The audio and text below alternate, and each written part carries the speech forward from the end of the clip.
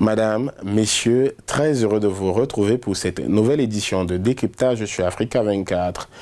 Au Bénin, afin d'avoir un creuset au cœur du système sanitaire, les acteurs du secteur privé de la santé ont instauré en 2014 la plateforme du secteur sanitaire privé du Bénin, PSSP Bénin. Objectif de cette plateforme, réunir tous les acteurs sanitaires afin d'avoir une représentation unique pouvant travailler en intelligence avec le ministère de la Santé. Co-organisateur de l'événement Bénin Santé 2021, la PSSP Bénin a mis les bouchées doubles afin de mobiliser les acteurs du secteur de la santé au symposium tenu à Cotonou en novembre 2021. Pour en parler, nous recevons dans cette édition de Décryptage le président de la PSSP Bénin, Lucien Dossouq-Bété, docteur en médecine. Docteur Lucien Dossouq-Bété, pouvez-vous nous présenter l'historique de la plateforme du secteur sanitaire privé du Bénin, PSSP Bénin, ainsi que ses missions? La plateforme du secteur sanitaire privé du Bénin a été mise en place en 2014. Alors sa mission, c'est réunir tous les acteurs du secteur privé pour avoir une représentation unique vis-à-vis du ministère de la Santé avec qui nous avons donc une convention de partenariat. Puisque avant la PSSP, il était reproché au secteur privé d'être trop fragmenté. Donc c'est la modalité de réponse à ce questionnement que nous avons réalisé en constituant la PSSP qui regroupe tout ce monde en une seule unité. Quel est le rôle de la PSSP Bénin? La PSSP est la plateforme du secteur sanitaire privé du Bénin. C'est une plateforme qui réunit tous les acteurs du secteur privé de la santé. Pas seulement ceux qui sont dans le soin, mais tous les autres, à savoir les pharmaciens, les logisticiens, les vendeurs de matériel médical et d'équipement, les logisticiens, j'ai déjà dit, et les banques qui financent la construction des cliniques, les architectes qui financent, qui construisent les cliniques, les mutuelles de santé, les assurances en santé. Bref, dès l'instant où vous avez une intervention que vous faites dans le secteur sanitaire privé, vous avez votre place à la plateforme du secteur sanitaire privé, y compris les patients utilisateurs des services. Quelles sont les raisons qui motivent la réalisation du symposium Bénin Santé 2021? Depuis la création de la PSSP 2014, donc, nous cherchons à retrouver notre place dans le cadre du système sanitaire. En effet, nous estimons que le secteur privé, comme le secteur public, ont leur place et doivent fonctionner exactement ensemble et de commun accord. Et un peu notre système sanitaire au Bénin a fonctionné un peu comme s'il tournait sur une seule jambe. Donc nous travaillons à restaurer cette deuxième jambe pour que ce système soit performant au bénéfice des populations.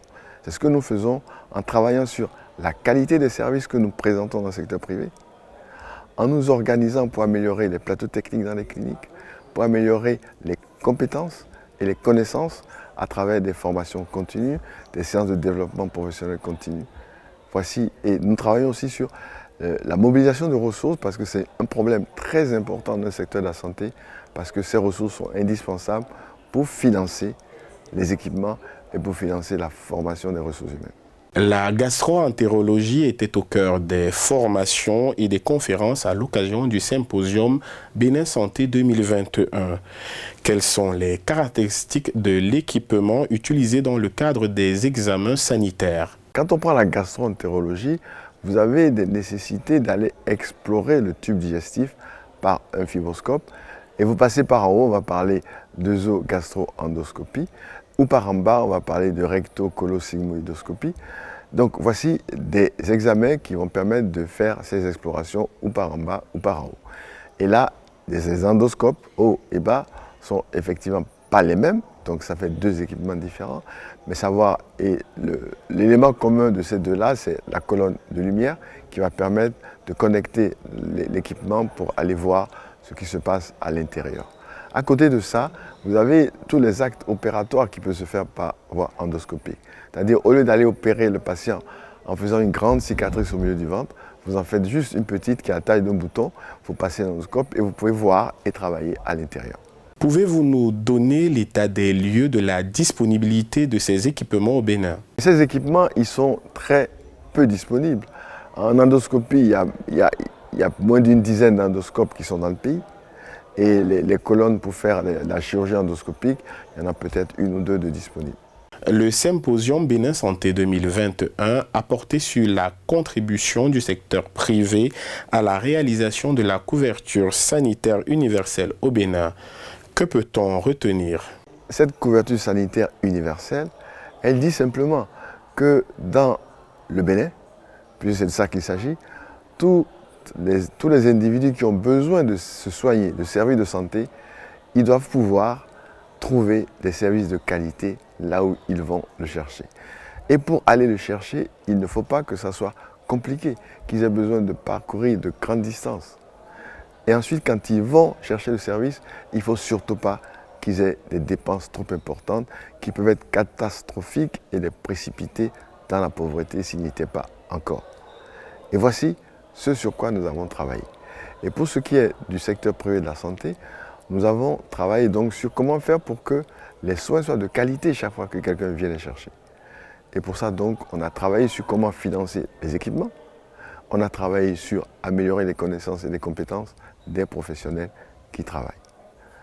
Ensuite, sur l'aspect de l'achat de services, puisque c'est les assurances maladie qui va permettre à ce que quelqu'un qui va se soigner n'ait pas besoin de sortir tout l'argent que coûte le soin, mais rien, ou juste un ticket modérateur qui peut être 10 à 20% du coût. Et là, la problématique de nos prestataires de soins, c'est de voir dans quelle mesure on peut travailler avec l'assurance pour que malgré les coûts que nous avons, malgré les tarifs que nous avons, qui sont liés aux coûts qui incluent à la fois les impôts et tous les intrants, malgré cela, que l'assurance puisse prendre en charge les soins que nous faisons aux malades qui viennent vers nous. Pour sortir de cet entretien, quelles sont les grandes résolutions prises au terme de ce symposium tenu à Cotonou? Les grandes résolutions, c'est qu'il y avait une demande très forte des professionnels de la santé en matière de renforcement de compétences et de connaissances. Deuxièmement, il y avait une explication claire que nous devons pouvoir améliorer l'équipement que nous avons dans nos structures privées et aller vers des investissements lourds. Et que là, il y avait un obstacle qu'il fallait trouver la modalité de lever. Et là, on n'y est pas encore. Quand on parle d'argent, c'est toujours très difficile. Les sociétés qui financent ont des conditionnalités qu'ils ne modifient pas parce que nous sommes cliniques. Et ils maintiennent exactement les mêmes exigences.